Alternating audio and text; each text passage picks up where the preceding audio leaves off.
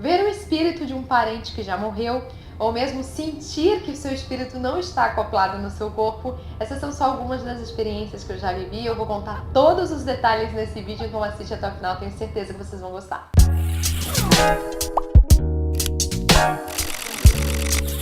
Oi, tá aí mais um vídeo, mais uma dose de curiosidade pra vocês, e dessa vez, na verdade, é uma curiosidade minha, né? Porque assim, nos últimos tempos eu tenho postado muito vídeos que falam sobre espíritos, e eu tenho certeza que muita gente deve se perguntar, mas ela é espírita? Qual que é a religião dela? Na verdade, eu sou católica, mas eu já vivenciei vários momentos que eu vou contar nesse vídeo, vários momentos em que eu vejo espíritos. Então, por isso que eu fico meio assim, o que eu vou dizer pra vocês, sendo bem sincera? Tipo assim, até então eu acreditava não querendo acreditar, sabe? Quando você vê um espírito, tipo, fica pensando, ai caramba, eu tenho certeza que vocês já passaram por essa situação. Esse é até aquele vídeo pra, tipo assim, tu mandar pro teu amigo e falar, cara, eu não sou o único, eu realmente já passei por isso. Então já compartilha com os teus amigos pra dizer, pô, tá vendo? Ela também passou por essa situação. Então eu separei 5 experiências, então assim, se você tem medo, não precisa ter medo, gente. O que me fez hoje acreditar mais nos espíritos, digamos assim, foi o estudo. Porque depois que eu comecei a pesquisar mais sobre isso, depois que eu fui a centros espíritas, comecei a ouvir mais sobre isso, meio que clareou mais minha mente e me deixou com menos medo. Eu comecei realmente a rezar, sempre orar antes de dormir e acreditar que os espíritos bons que vão estar comigo, sempre.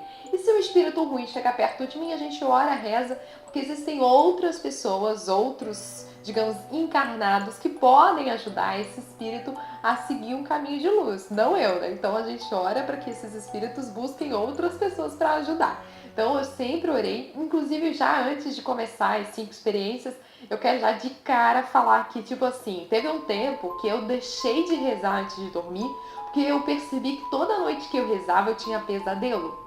Toda noite, tipo, era batata. Se eu rezasse o Pai Nosso, eu tinha pesadelo. Então já começa por isso, né? E daí eu conversei com minha tia, conversei com ela, expliquei a minha situação e eles começaram a orar e rezar pelo meu nome. E isso me ajudou bastante, mas também criou uma situação bem complicada comigo, que é uma dessas experiências que eu vou contar. Então deu de suspense e bora contar as experiências. Primeira experiência, eu era bem novinha. E foi no ano que meu avô morreu, se eu não me engano, foi em 2005. Meu avô acho que morreu ali final de março, 1º de abril, por ali, de 2005. E a minha comunhão era em outubro do mesmo ano. Então eu tava muito querendo que ele tivesse ido na minha comunhão, que ele fosse na minha comunhão, enfim. Mas ele tinha morrido, tava bem triste com a situação, como uma neta realmente, né? E daí a minha avó, que era a esposa dele, dormiu um dia antes da minha comunhão no mesmo quarto que eu. Eu dormi numa cama e ela na outra. Só pra vocês entenderem, assim, era um quarto pequeno, eram 2 camas de solteiro, mas uma do lado da outra, assim, né? E naquela noite, na verdade, quando já tava amanhecendo, eu tava dormindo e tal, e de repente eu abro o olho e eu vejo quem? O meu avô. Sim, o meu avô, ele tava na beirada da cama, enfim, como se fala, né, na beirada, na beira. Ele tava na beirada da cama, olhando pra gente, pra mim e pra minha avó.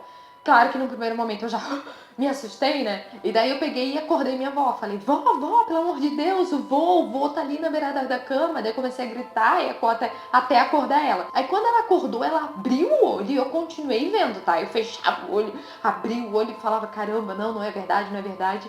E minha avó chegou a falar assim, não tem nada ali. E eu falei, sim, ele tá ali. Eu olhava, ele tava assim com a roupa que ele sempre usava, uma bermuda, assim, não lembro, eu acho que ele tava de camiseta, ele usava sempre um boné. E eu olhei, gente, ele tava ali, em pé na minha frente. Então foi o primeiro momento que eu falei, caramba, mas eu era muito novinha, né? Na época da comunhão eu devia ter o quê? 12 anos, algo nesse sentido, assim. Mas até para vocês terem uma noção, eu já, desde quando eu era bem menor, eu já tive alguns conflitos com essa questão de sobrenatural, assim.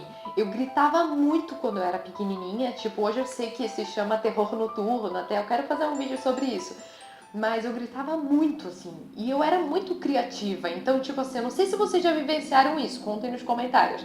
Mas, tipo, eu olhava pro armário, parecia que o armário tava se mexendo em direção a mim. E eu morava, quando eu era pequena, numa casa de madeira, passei boa parte da infância nessa casa de madeira. E quem mora em casa de madeira sabe que a casa estala, né? Estala sozinha, a madeira se estala, assim, né? E parece que tem gente andando pela casa. Então, tipo, era bem sinistro. E mais de uma vez eu gritava, mas não era um berrinho assim, tipo, Não, era um berro de acordar a vizinhança mesmo. Tanto que eu me lembro que os meus tios, assim, que eram bem de igreja, rezaram por mim, não só uma vez, tá? Mas 2 vezes. Sabe aquela roda de oração, bota a mão na cabeça rezando realmente por mim? Foi o que aconteceu comigo, pra vocês terem uma noção. E a segunda experiência também foi com meu avô, daí foram anos depois. Eu tava dormindo e sonhando, e no meu sonho eu vi ele. Eu não me lembro muito a ordem, que faz tempo também, né? Mas foi um sonho que marcou.